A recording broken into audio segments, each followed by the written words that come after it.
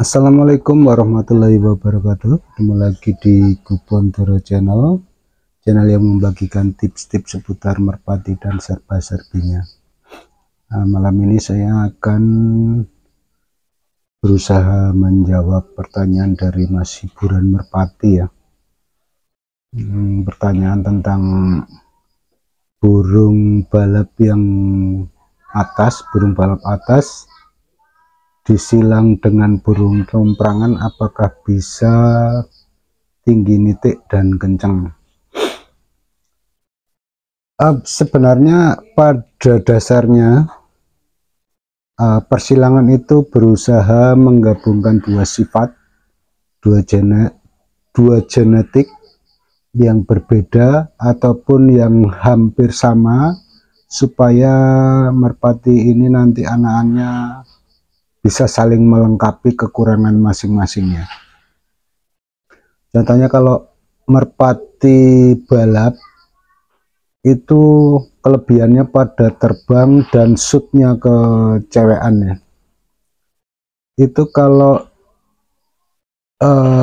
bisa nanti muncul di anakan dan tergabung dengan burung tomprangan yang kelebihannya dia terbang tinggi, gampang pulang atau dia cenderung insting pulangnya tinggi, kemudian dengan gampang diklepek ya, itu biasanya kalau sudah tergabung itu akan menghasilkan merpati yang menurut saya sudah hebat lah, menurut saya sudah bagus dan memenuhi kriteria burung yang kita mainkan atau yang kita cari atau yang kita berusaha bentuk dari persilangan antara dua burung ini, yaitu burung itu tinggi nitik, shootnya gampang diklepek, shootnya bagus, shootnya bagus, kencang,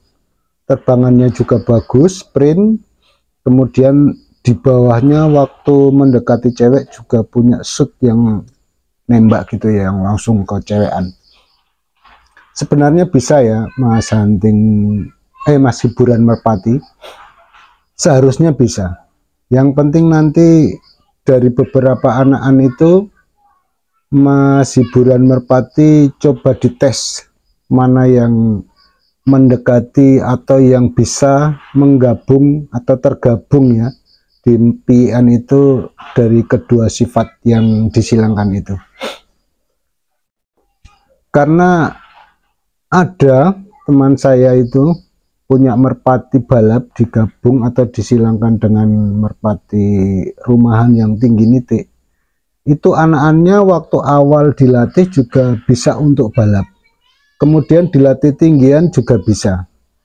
Waktu itu saya pegang burung itu, kemudian saya tanya, kok burung kayak gini dimainkan untuk balap?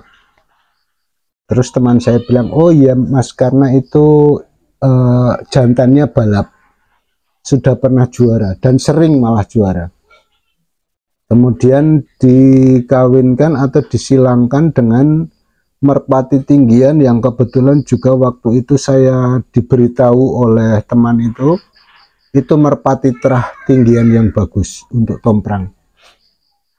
Itu pada akhirnya ya, tapi waktu itu saya lihat, loh burung ini bulunya bagus, tebal, kakinya kering, paruhnya lincrit itu ya, paruhnya tipis, panjang, kepalanya juga membentuk Jawa, bulat gitu ya. Kok malah dimainkan untuk balap, saya tanyakan gitu kan. Saya penasaran sekali itu waktu itu.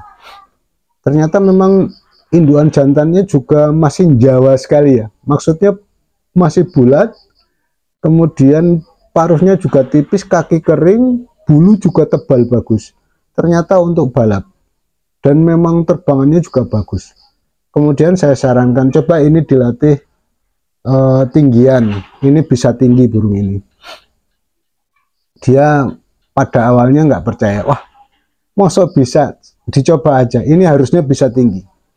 Kemudian dia coba, memang waktu jarak-jarak masih dekat sampai jarak 1 kilo itu dia masih apa ya istilahnya, masih lari ya, masih di atas pohon kelapa pulang. Setelah jauh itu sampai full star, itu kalau gandengannya tidak bisa tidak bisa atau kecepatannya di bawah kecepatan dia, itu dia juga tetap lari. Begitu sampai jarak 1 kilo dia turun, padahal di lepasan sana tinggi sekali katanya yang lepasin itu ya, tinggi sekali. Tapi begitu jarak 1 kilo, karena dia sudah terbiasa dari awal lepasan itu jarak 1 kilo dia lari, akhirnya dia turun ya, dia turun lari di atas pohon kelapa, langsung turun ke rumahnya.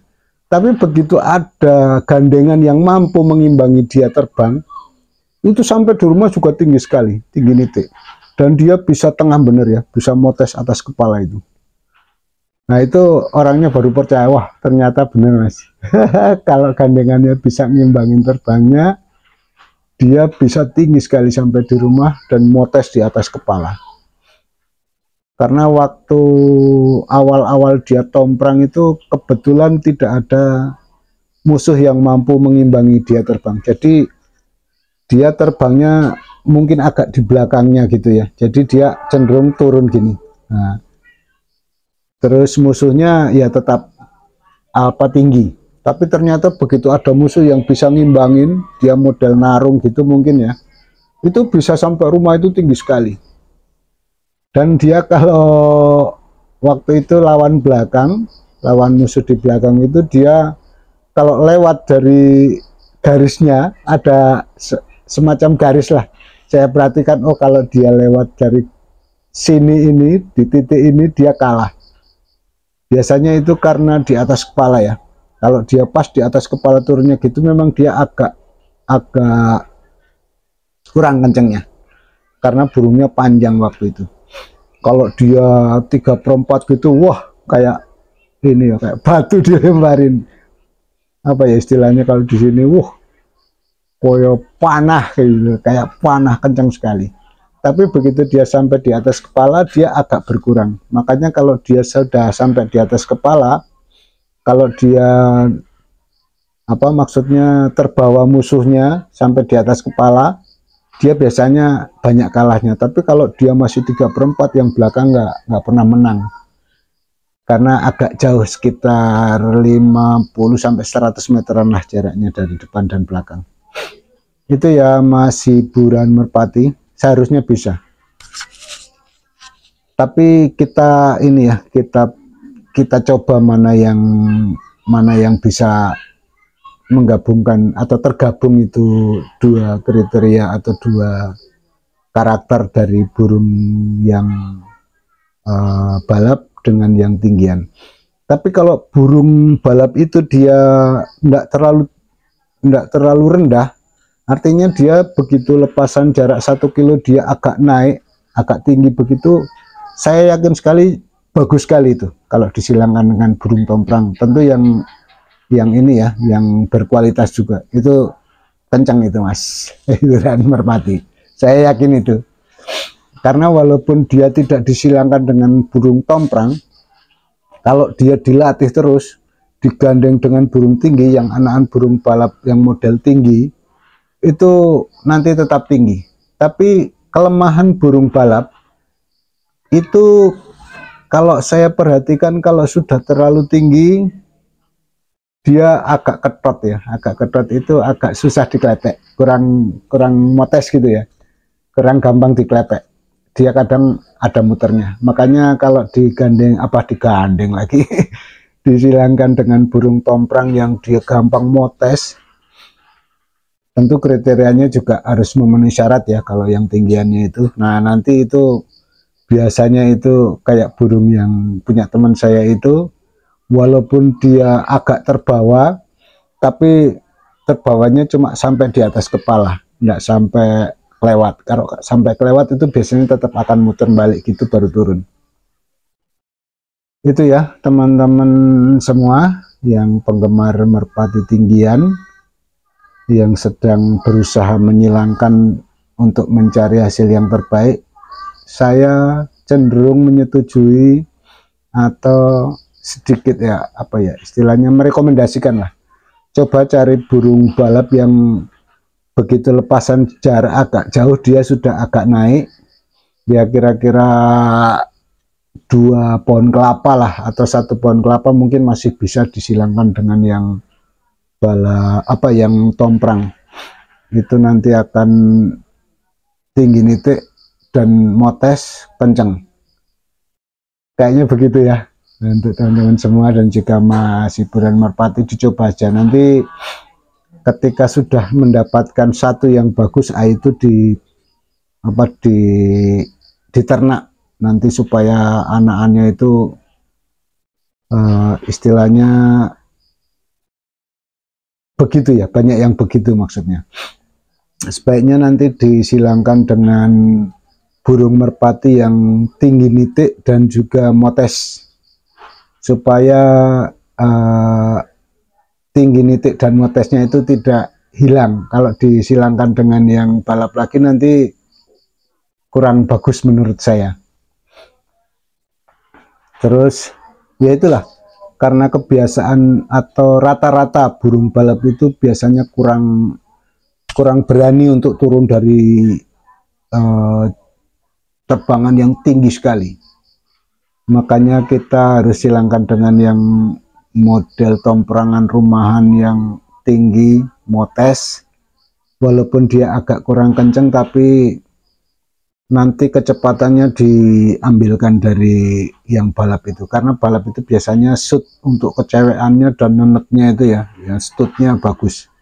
Dan juga nanti cari anakan yang pegangannya damis yang rapat ya, sayap ke badan itu rapat ya, itu biasanya nanti shootnya dari atas panjang itu. Oke, sampai di sini dulu ya Mas Hiburan Merpati dan juga teman-teman sekalian. Silakan teman-teman sekalian dan juga Mas Hunting Merpati, Mas Hiburan Merpati untuk mencoba. Nanti dibuktikan di lapangan saat sudah ada pian, barang 3-4 pian itu nanti dicoba semua mana yang terbagus atau yang terbaik, nanti diternak lagi. Oke, terima kasih. Dan akhir kata saya ucapkan wassalamualaikum warahmatullahi wabarakatuh.